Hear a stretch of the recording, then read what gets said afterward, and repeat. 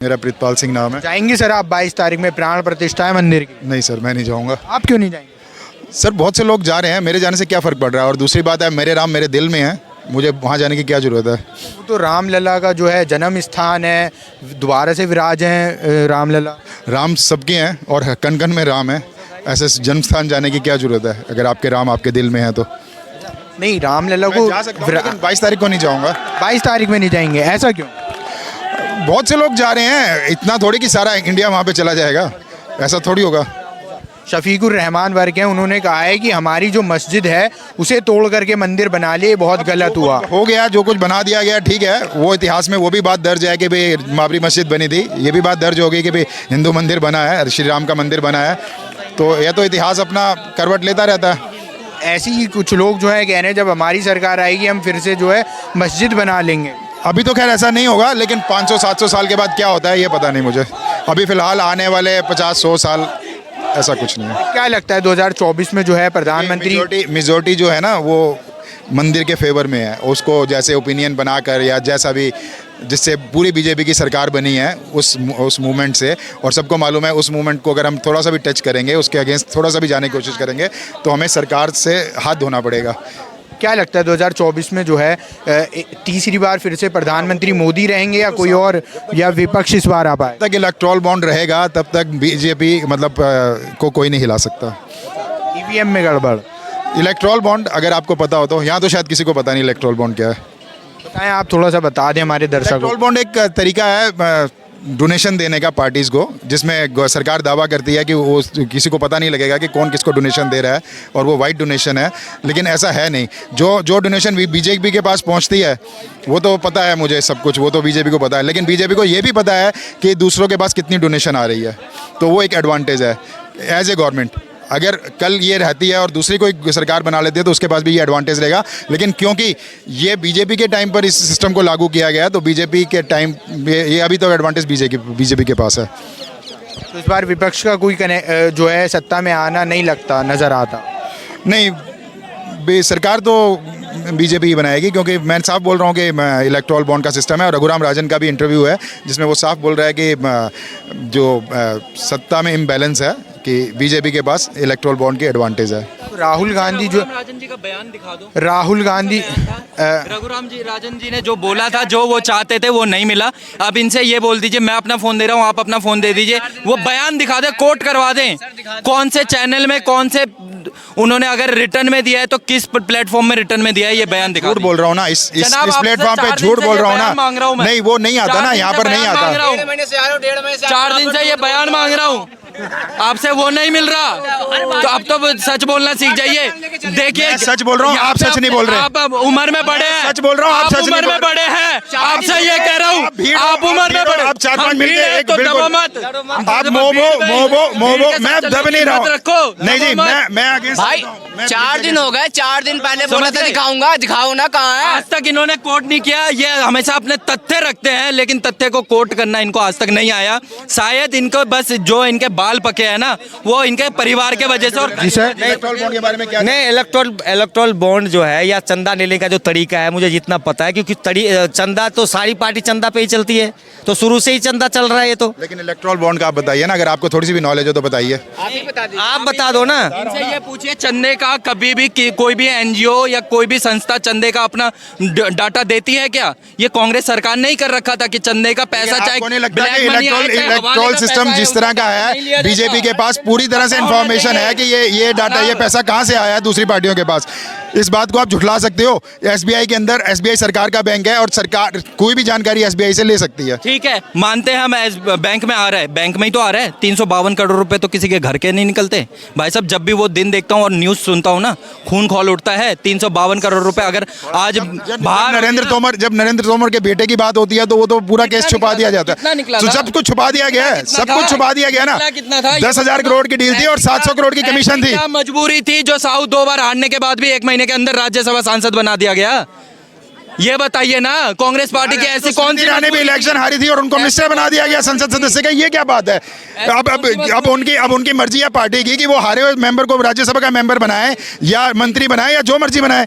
इसमें मतलब मतलब इनकी गिनती उन्हीं में आती है। अपनी राहुल गांधी जी के साथ ये जाए, अपना जो भारत न्याय आंदोलन शुरू किया है उन्होंने, उसमें जाए और गांधी परिवार का अस्तित्व ढूंढने में उनकी कहीं ना कहीं मदद करे। अब वो अपना अस्तित्व भी भूल चुके हैं। अब वो ये तर्क नहीं है ना। आप जो तर्क मैं दे रहा हूँ उसकी बात कीजिए ना। आप बोलिए, आप बोलिए ना, आप बोलिए जी। रघुराम राजन का एक बयान है, रघुराम राजन का बयान है, उसके बारे में नहीं, आप बोलिए, दिखाइए मुझे वो। आप बताइए ना। प्रेस कॉन्फ्रेंस किया था, कब कौन से चैनल में बोला था, या कौन से प्लेटफॉर्म में उन्होंने रिटर्न में दिया था? कोट कीजिए, आपसे 4 दिन से मैं यही मांग रहा हूँ। रघुराम राजन का बयान दे दीजिए। मैं बाइट देना छोड़ दूंगा, मैं बोलना छोड़ दूंगा। आधी मूंछ आधी बाएं घुमा के, आधी मूंछ आधी बाएं बोए मुड़वा के घूमूंगा अभी। अब कोट दिखा दीजिए। इतना तुम मत करो ना, और कहना मुड़ाना ना पड़ जाए तुमको।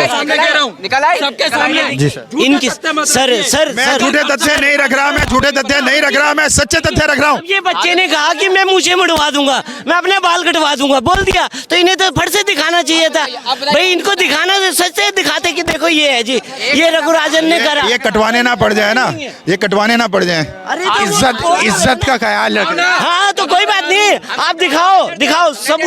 देखो हकीकत को, आरसी को फारसी किया, और ये क्यों बताएंगे नहीं कुछ, खाली बोल देना है। रघुराजन ने ये बोला, उसने ये बोला, उसने ये बोला।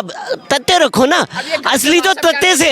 व्हाट्सएप ज्ञान 2 मिनट के लिए होता है, तो क्या कर सकते हैं आप बताइए? व्हाट्सएप ज्ञान बीजेपी वाले रखते हैं, मैंने दिखाओ ना। ये कह रहे हैं, जो तथ्य रख रहे हैं ना, देखिए ये उसी के हिसाब से रख रहे हैं। जैसे राहुल गांधी अपने आप को ब्राह्मण बोलते हैं ना, भाई साहब सनातन धर्म में अगर ब्राह्मण बनना है या हिंदुत्व बनना है तो उसमें पैदा होना चाहिए। जिसके माँ बाप चर्च में शादी कर रहे हैं, जिसका बाप, जिसका दादा फिरोज खान, वो अपने आप को सनातन बोल रहा है, उल्टा जनेऊ पहन रहा है। जातिवाद है जिसमें बोला जाता है कि भाई अगर आप उस धर्म के हो तो उसमें पैदा होना पड़ेगा। ब्राह्मण के अंदर तो खासकर है, अगर आप ब्राह्मण है तो ब्राह्मण पैदा हो सकते हैं, ब्राह्मण बन नहीं सकता कोई। जातिवाद नहीं कह रहा मैं, धर्म को लेके कह रहा हूँ, और ये सनातन धर्म की बात हो रही है। बाकी सब जातिवाद है, इसी धर्म के अंदर जातिवाद है। सर इनको खाली क्या है ना, इनको सनातन में जातिवाद नजर आता है, इनको अल्पसंख्यकों में जातिवाद नहीं, मुस्लिम में जातिवाद नहीं है। ये बताना सर। ये अगर जातिवाद मुस्लिम में भारत में है, अगर उससे भी आगे, अरे वो तो दो उससे भी आगे है, शिया सुन्नी के अलावा भी है। तो कहने का मतलब क्या है, देखो ये अधूरा ज्ञान लेके आते हैं और अधूरा ज्ञान उड़ेल देते हैं, उसके बाद में पूर्ति करते रहो। ये आप फैसला कर सकते हो कि मेरा ज्ञान अधूरा है या नहीं है। सुनो, अब असली बाप की औलाद हो तो रघु राजन का दिखा दो, अब दिखा दो। असली बाप की औलाद हो तो दिखा दो। ये तो तुम बात नहीं कर रहे हो ना, ठीक है। यही बात है, यही तुम चाहते थे, यही तो। अरे 4 दिन से बोल रहे हो चचा, कुछ तो शर्म करो अपनी उम्र का। 4 दिन से बोल रहे हो, दिखाओ ना।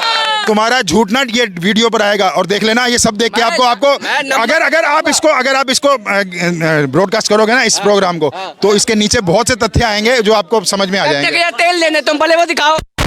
लोग लिखेंगे कि मैं सच बोल रहा हूँ कि आप सच बोल रहे हो। सुनो 1 सेकंड सुनो। असली बाप की औलाद होगे तो यहीं दिखा दोगे, नहीं होगे तो नहीं। का तरीका नहीं है कि असली बाप की औलाद हो या नकली बाप की औलाद हो। तुम चाहते यही हो। चाचा आंटी 2 दिन से पैसे मांग रही, क्यों? ये गलत बात है, ऐसी बात नहीं। गलत जो बात है वो बता रहे हैं यार तुम्हें। लेके चले आते हैं। कहाँ है पता है तुमको? अरे तुम बताओ ना कहाँ गई? 7 बजे के बाद वो 7 नंबर गेट पे क्या करते हो? सब पता है हमें कौन क्या है यहाँ पे। जाओ, जय श्री राम। चलिए, राहुल गांधी कह रहे हैं डेमोक्रेसी खतरे में है। देखिए राहुल गांधी तो एक वो है, आपको पता ही है, डेमोक्रेसी वो बाहर जाके खत्म करने लग जाते हैं। यूएसए जाएंगे, ब्रिटेन जाएंगे, वहां जाके कहेंगे डेमोक्रेसी खत्म है। तो यहाँ पे पद यात्रा कैसे कर रहे हो भैया? निकालो ना भारत जोड़ो यात्रा। अब न्याय कह रहे हैं सांसदों को नहीं बैठने दिया जा रहा संसद। अरे तो वो बैठने लायक नहीं है ना, वो असली बात तो बैठने लायक। देखो कोई भी आप पद पे बैठे हो तो सबसे गरिमा वाला पद है वो सांसद बनना। 10 विधायक उनके अंडर में आते हैं। अगर मान लीजिए यहाँ पे 7 लोकसभा के मतलब मेंबर्स हैं, तो उसमें एक के अंडर में 10 वो आते हैं विधायक। अब आप बैठने लायक बनो ना, आप तो जॉक करना लग जाते हो। अब जब आप ऐसी चीजें करोगे तो कैसे होगा? आपको नेता बनने की क्वालिटी सीखनी पड़ेगी। देखिए क्वालिटी इंसान को आगे बढ़ाती है, उसके अंदर क्या क्षमता है। अब वो हमेशा, अब इलेक्शन का दौर चल रहा है, उनको सीट शेयरिंग का, वो ये यात्रा पे निकल चलेंगे, तो कहाँ से सीट शेयरिंग होगी? तो न्याय यात्रा निकाल रहे हैं, वो तो न्याय करने के लिए। हाँ, वो न्याय करने के लिए एक वो उन्होंने पहले हर बार उन्होंने न्याय करना है, किसानों पे न्याय उन्होंने करवाया, ठीक है। सीसीए और एनसीआर का जो न्याय था वो उन्होंने करवाया। आप अगर ये बच्चों का, ये पहलवानों के पीछे खड़े हो जाते हैं, उनको उकसाते रहते हैं कि अपना मेडल वापस कर दो। अरे अगर उन बच्चों को देखो कितनी मेहनत से वो मेडल उन्होंने हासिल करा, आप उनको भड़काने का काम कर रहे हो कि अपना मेडल वापस कर दो, तो इससे क्या होने वाला है? क्या देश की अच्छी मैसेज भेज रहे हो आप देश को?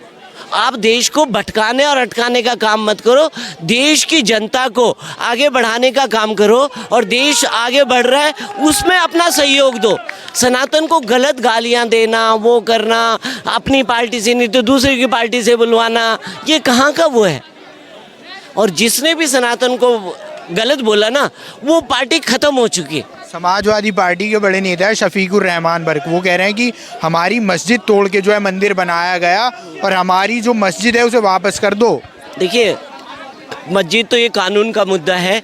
कानून ने, देखिए, जब अकबर, बाबर, जहांगीर वगैरह जितने भी आकांता आए थे, जो आतंकवादी थे एक तरह से, वो उन आतंकवादियों ने जितनी भी 3000 मंदिरें तोड़ी हैं, उस मंदिरों को अगर दोबारा से पुनर्स्थापित करा जा रहा है, उन मस्जिदों को हटा करके, पहले तो कुरान में भी लिखा हुआ है कि आप किसी की उस पे आप अपना गुंबद खड़ा कर दें तो उसको वो मस्जिद नहीं कहलाएगी। तो आप जब इस चीज़ को मानते हैं, आपके कुरान में लिखा हुआ है, फिर क्यों कर रहे हैं? ऐसा नहीं करना चाहिए आपको कि भैया तुम्हारी चीज़ें तुम्हें वापस कर देते। तो देश में स्वार्थ की भावना बनेगी, प्यार प्रेम बनेगा, और जो जिसका है वो उसको वापस हो जाए, तो कोई बुराई नहीं है उसमें।